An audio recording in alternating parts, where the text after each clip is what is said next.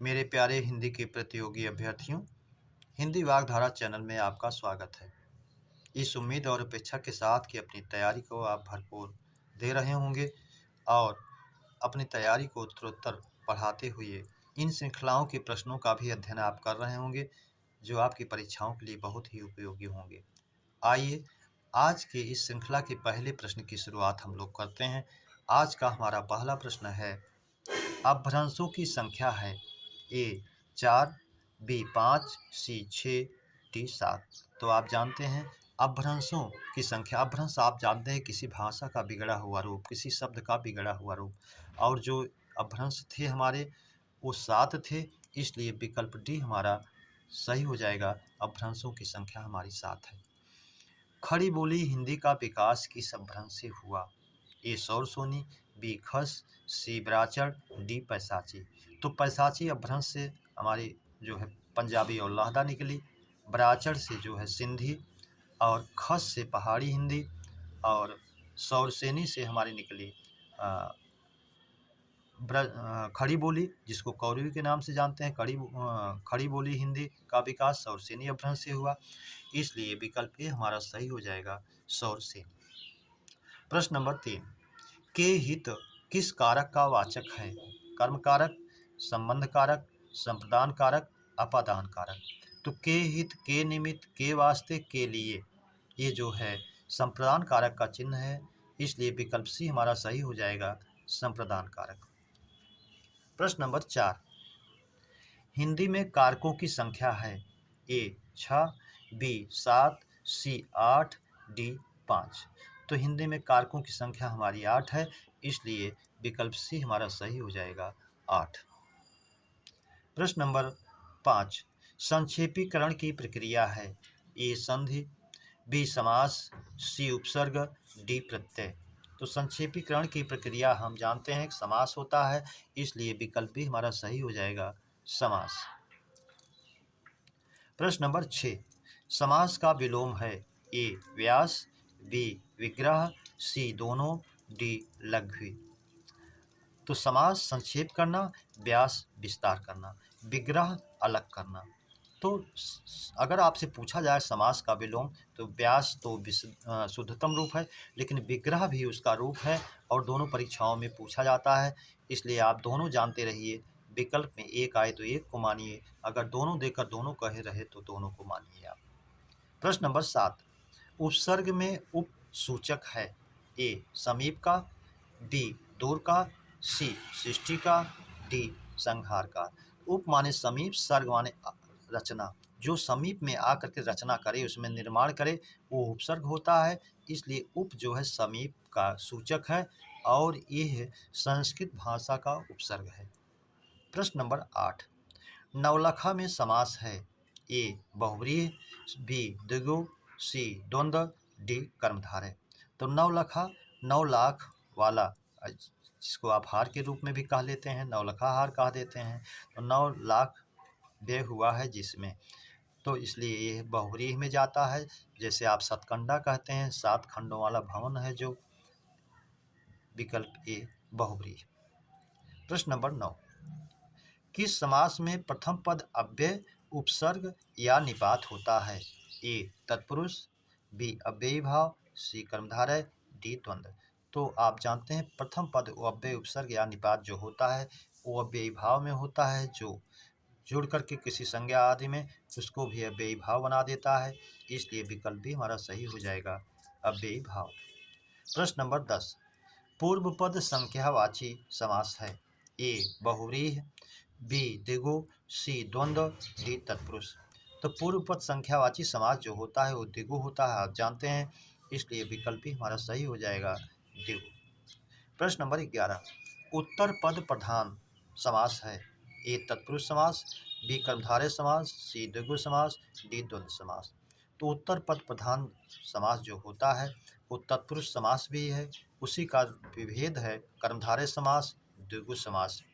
तो ये तीनों होते हैं, लेकिन जब अलग अलग करके पूछा जाए, दोनों तीनों ना कहे, तो आप तत्पुरुष समास के ही माने। पूर्व पद प्रधान अव्ययी भाव, उत्तर पद प्रधान तत्पुरुष, इसलिए विकल्प ए हमारा सही हो जाएगा। प्रश्न नंबर 12, 7 खंडों वाला भवन का सामासिक पद है। 7 खंडों वाला भवन अर्थात सतखंडा जिसको आप कहते हैं। विकल्प में है सतखंड, बी सतखंडा, विकल्प बी हमारा सही हो जाएगा सतखंडी, या डी कोई नहीं से कोई मतलब नहीं। अगला प्रश्न नंबर 13, भुवन भवन समश्रुत भिन्नार्थक शब्द का अर्थ है। ए संसार, बी संसार, महल, बी त्रिभुवन त्रिलोक, सी दोनों, डी कोई नहीं।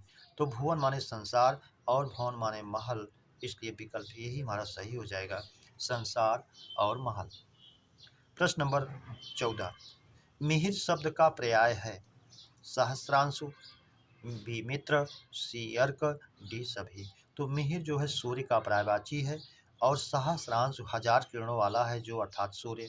मित्र भी सूर्य का पर्यायवाची है अनेकार्थी के नज़रिए से, और अर्क भी है सूर्य का पर्यायवाची, इसलिए विकल्प डी हमारा सही हो जाएगा सभी। प्रश्न नंबर 15, तिमिर का पर्याय है। ए तम, बी तमस, सी अंध, डी सभी। तो तिमिर माने अंधकार होता है और अंधकार का पर्यायवाची तम भी है, तमस भी है, अंध भी है, इसलिए विकल्प डी हमारा सही हो जाएगा सभी। प्रश्न नंबर 16, किरण का पर्याय है। ए रश्मि, बी मरीचि, सी अंशु, डी सभी। तो किरण का पर्यायवाची रश्मि भी है, मरीचि भी है, अंश भी है, इसलिए यह भी विकल्प डी सही हो जाएगा सभी। प्रश्न नंबर 17, गो का अनेकार्थी है। ए गाय, बी किरण, सी इंद्रिय, डी स्वर्ग, ई सभी।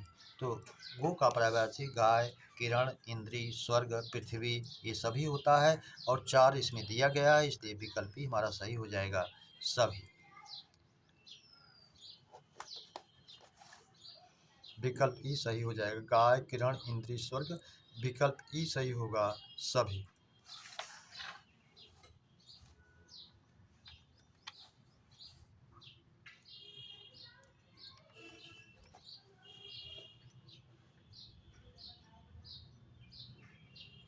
अगला प्रश्न है हमारा प्रश्न नंबर 18, चैत्र का अनेकार्थी है। ए देवालय, बी संवत का प्रथम मास, सी यज्ञ भूमि, डी सभी। तो चैत्र अनेकार्थी शब्द है जिसका अर्थ जो है पर्याय अनेकार्थी रूप देवालय भी है, संवत का प्रथम मास भी है और यज्ञ भूमि भी है। विकल्प डी हमारा सही दिया है, तो सभी दिया है तो सभी हो जाएगा, और इसका बौद्ध भिक्षुक भी होता है एक अनेकार्थी। प्रश्न नंबर 19, लक्ष्मी, सरस्वती और चंचल स्त्री अनेकार्थी है किसका? चपला का, चंचला का, दोनों का, किसी का नहीं। तो ये दोनों का अनेकार्थी है, चपला का भी चंचला का भी, इसलिए विकल्प सी हमारा सही हो जाएगा दोनों का। प्रश्न नंबर 20, तृतीया पर्याय है। सौदामिनी का, चपला का, क्षणप्रभा का, सभी का। तो दतिया बिजली का पर्यायवाची आप जानते हैं, आपने पढ़ा भी है।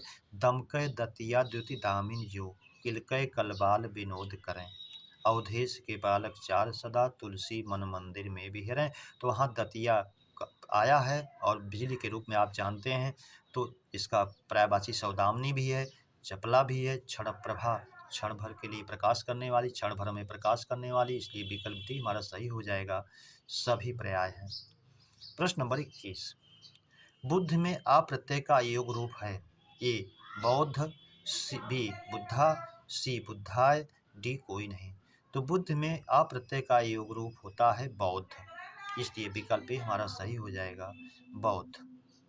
प्रश्न नंबर 22, दो उपसर्ग किसमें है?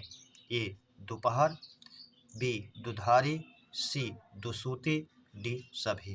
तो दो उपसर्ग का प्रयोग पहर में दो लगा दिया दोपहर हो गया, धारी में दो लगा दिएगा दो धारी, दो धार वाली, दो सूती, दो सूतियों का जहाँ मेल है, इसलिए विकल्प डी हमारा सही हो जाएगा सभी।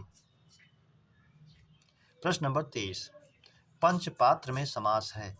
ए बहुरी, बी द्विगु, सी तत्पुरुष, डी कर्मधारय। तो 5 पात्रों का समाहार द्विगु समास में जाएगा, विकल्प भी हमारा सही हो जाएगा। प्रश्न नंबर 24, राधा भोजन पकाकर सोई में क्रिया है। ए पूर्वकालिक, बी प्रेरणार्थक, सी नाम धातु, डी संयुक्त। राधा भोजन बनाकर पकाकर सो गई। आप जानते हैं जब कर्ता एक क्रिया को पूरी कर दूसरी शुरू करता है तो जो क्रिया पूरी कर चुका होता है इसमें पूर्वकालिक क्रिया हो जाती है, इसलिए पूर्वकालिक होगा। विकल्प ए हमारा सही हो जाएगा। दो क्रियाओं का यहाँ मेल संयुक्त रूप नहीं है। चल पड़ा, खा पड़ा, दौड़ गया। नाम धातु नहीं, संज्ञा सर्वनाम विशेषण से नहीं बनाई गई है। कर्ता स्वयं कार्य ना करके दूसरे से नहीं करवा रहा है, इसलिए प्रयार्थक भी नहीं है। 25 क्वेश्चन नंबर 25, राकेश का संधि विच्छेद रूप है राक प्लस ईस, राका प्लस ईस, राके प्लस ईस, कोई नहीं। तो आप जानते हैं संधि विच्छेद जो संधि वाले शब्द बनते हैं विच्छेद वाले वो सार्थक होने चाहिए। नियम से तो राक प्लस ईस में भी गुण हो रही है, लेकिन शब्द राक निरर्थक है इसलिए ये नहीं है। राका जो है पूर्णिमा की रात को कहते हैं, रात का पर्यायवाची है, और ईस माने स्वामी, रात का स्वामी चंद्रमा। विकल्प भी हमारा सही हो जाएगा, राका प्लस ईस। और आपसे वाक्यांश में भी पूछेगा कि पूर्णिमा की रात को क्या कहेंगे तो राका, अमावस्या की रात को क्या कहेंगे तो कुहू। प्रश्न नंबर 26, अभ्यागत में संधि है, ए गुण स्वर, बी यण स्वर, सी वृद्धि स्वर, डी आयाति स्वर। अभ्यागत अभि प्लस आगत, अभ्यागत में यण स्वर संधि होगी। विकल्प भी हमारा सही हो जाएगा, यण स्वर। प्रश्न नंबर 27, दिगंबर में संधि है, ए स्वर संधि, बी व्यंजन संधि, सी विसर्ग संधि, डी सभी। तो दिगंबर में संधि है दिग प्लस अंबर, दिगंबर का गा हो गया पदांत जस्त संधि के अनुसार, इसलिए इसमें व्यंजन संधि है। विकल्प भी हमारा सही हो जाएगा, व्यंजन संधि। अगला प्रश्न है हमारा प्रश्न नंबर 27 नहीं प्रश्न नंबर 28, सु प्लस सुप्त रूप है, सुसुप्त, सुसुप्त, सुसुप्त, डी सभी। ऐसा नहीं है। आप जानते हैं अभी बताया भी गया आपको, आ ई ऊ के बाद यदि दंती सा वाला सा आ रहा है तो उस सा का मूर्धन सा में परिवर्तन हो जाता है। तो सु प्लस सुप्त, वह नियम का पालन हो रहा है, इसलिए सुसुप्त विकल्प भी हमारा सही हो जाएगा, सोया हुआ। प्रश्न नंबर 29, जिस ग्रहण में सूर्य या चंद्रमा का पूरा बिंब ढक जाए वाक्यांश का एक शब्द है, ए पूर्ण ग्रहण, बी खग्रास, सी ग्रास, डी कवलित। तो जब सूर्य या चंद्रमा का पूरा रूप ढक जाए तो उसे खग्रास कहते हैं, इसी को पूर्ण ग्रहण भी कह सकते हैं, लेकिन शुद्ध रूप इसका खग्रास ही होगा। विकल्प भी हमारा सही हो जाएगा। प्रश्न नंबर 30, कुशेशय और विलेशय पर्याय है, चटाई आसन का, कमल सांप का, सी दोनों का, डी कोई नहीं। कुशेशय कुश के जैसे रूप पर शयन करने वाला, अर्थात उसके तंतु जो होते हैं उसको कुश का रूप मान करके उस पर शयन करने वाला माना गया, इसलिए कमल का पर्यायवाची हुआ कुशेशय। और विलेशय बिल में शयन करने वाला सांप, विकल्प भी हमारा सही हो जाएगा, कमल और सांप। प्रश्न नंबर 31, अनुनासिक व्यंजन किस शब्द में है, ए पांच, बी पंच, सी हंस, डी सभी में।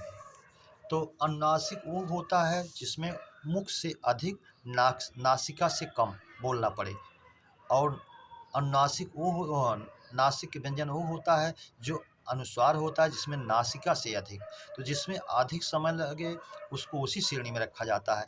अब इसको नासिका वाला वर्ण कहा गया, नासिक वर्ण कहा गया, लेकिन अनुनासिक जिसमें मुख और नासिका दोनों से का प्रयोग हो लेकिन मुख से अधिक हो। पाँच में हम मुख से अधिक और नाक से कम बोल रहे हैं, इसीलिए इसी को चंद्र बिंदु को ही अनुनासिक माना जाता है। विकल्प ए हमारा सही हो जाएगा, 5।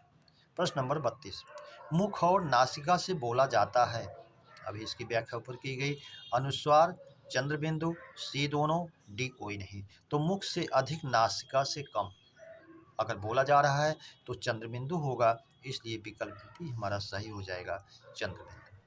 प्रश्न नंबर 33, निरनुनासिक वर्ण है, ए अ, बी अ, सी च, डी अ। तब इसमें ए अनुनासिक है, ए नासिक के है, ए भी अनुनासिक है, लेकिन चा पर न अनुस्वार है न चंद्र बिंदु है, इसलिए निरनुनासिक है, ए अनुनासिक विहीन है, इसलिए विकल्प सी हमारा सही हो जाएगा। प्रश्न नंबर 34, अशुद्ध वाक्यांश के लिए विकल्प एक शब्द वाला है, यानी वाक्यांश के लिए एक शब्द में किसमें उसका एक शब्द अशुद्ध रूप में दिया गया है, कौन सा विकल्प है। विकल्प ए, जिस स्त्री के पुत्र और पति दोनों ना हो, अबीरा सही है। अगर इसी की जगह होता है अबीरा का विलोम पूछे तो पुरंदरी होता है, उसमें हो जाता है जिस स्त्री के पुत्र और पति दोनों हों तो पुरंदरी हो जाता है। बी, बड़े भाई से पहले छोटे भाई का विवाह अन्वेष विवाह होता है, इसलिए ये भी सही है। सी, अमावस्या की रात को कुहू कहते हैं, ये भी सही है। अगर पूर्णिमा की रात को पूछे तो आप जानते रहिए वो भी पूछता है तो राका होता है। डी, व्याकरण को जानने वाला व्याकरणिक दिया है अशुद्ध है, अगर वैयाकरण होता या वैयाकरणज्ञ होता तो सही होता, इसलिए विकल्प डी हमारा अशुद्ध रूप है। मेरे प्यारे बच्चों, इस श्रृंखला के प्रश्नों की चर्चा परिचर्चा आपने विधिवत किया। उम्मीद करता हूँ श्रृंखला के प्रश्न आपको बेहतर लगे हों, तो अपने मित्रों को सब्सक्राइब, लाइक और शेयर जरूर करें। इसी उम्मीद और अपेक्षा के साथ होली की शुभकामनाओं सहित आप सभी को हृदय से धन्यवाद। जय हिंद।